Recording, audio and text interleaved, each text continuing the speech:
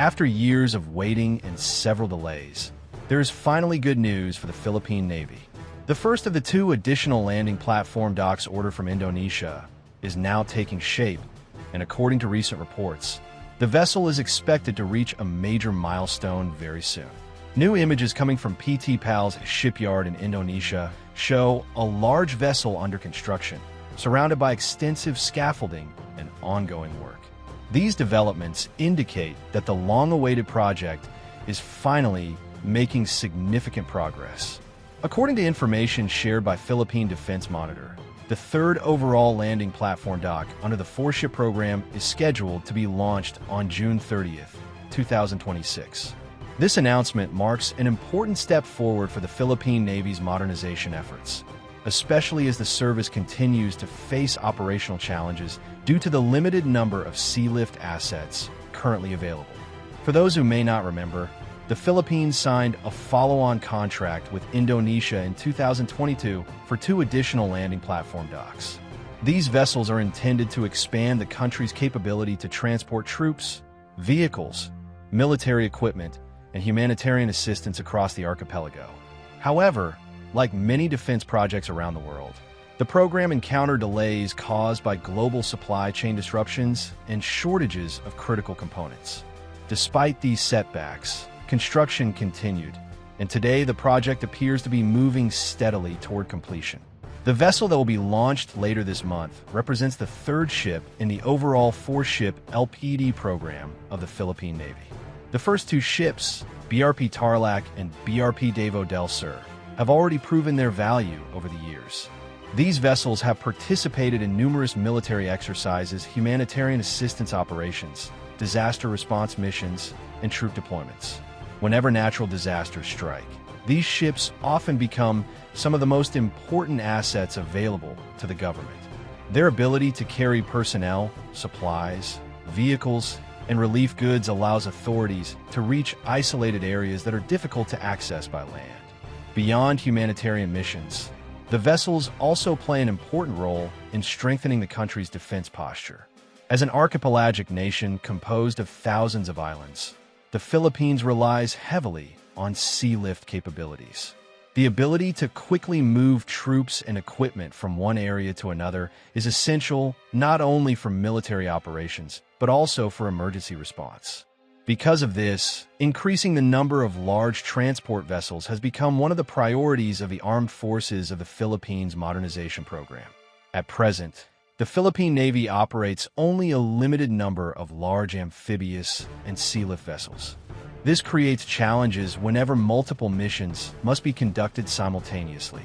The arrival of 2 additional landing platform docks is expected to help address these shortages. With more vessels available, the Navy will be able to improve operational flexibility and maintain a higher level of readiness during emergencies and contingencies. The ships are being built by Indonesia's PAL, a shipbuilder that already has a long-standing partnership with the Philippines. The first 2 Tarlac-class vessels were also constructed by PAL, and their successful service record played a major role in the decision to award the follow-on contract to the Indonesian shipbuilder. Over the years, BRP Tarlac and BRP Davao del Sur have become some of the most versatile platforms in the Philippine Navy. These ships can transport hundreds of troops, armored vehicles, trucks, and helicopters. They are also equipped with facilities that can support medical and humanitarian operations during times of crisis.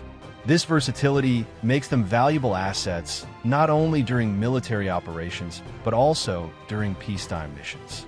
As climate-related disasters continue to affect the Philippines every year, having more vessels capable of delivering aid and conducting rescue operations becomes increasingly important. The additional LPDs will significantly enhance the country's ability to respond quickly to emergencies, especially in remote areas where transportation infrastructure may have been damaged. Another important aspect of these vessels is their contribution to joint and multinational operations with allied countries. Over the years, the Philippine Navy has taken part in numerous exercises with partners such as the United States, Japan, Australia, and other friendly nations in the Indo-Pacific region. Large amphibious ships like the Tarlac class provide the flexibility needed to support these activities, whether for military exercises, humanitarian assistance missions, or regional cooperation efforts. Their ability to transport personnel and equipment over long distances makes them highly valuable assets in maintaining interoperability with partner navies. The expansion of the fleet also reflects the growing emphasis on maritime security and national resilience. As the Philippines continues to modernize its armed forces, logistics and mobility remain just as important as combat capabilities.